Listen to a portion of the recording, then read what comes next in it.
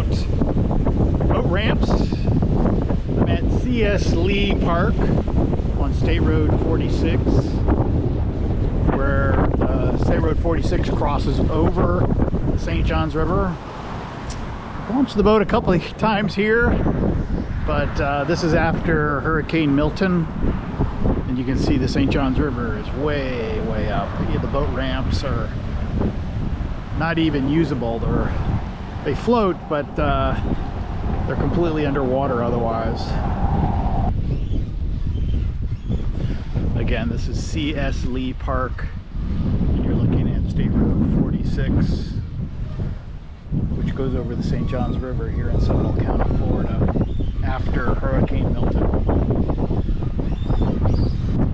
We do have turkey vultures here at C.S. Lee Park enjoying the wind from the cold front.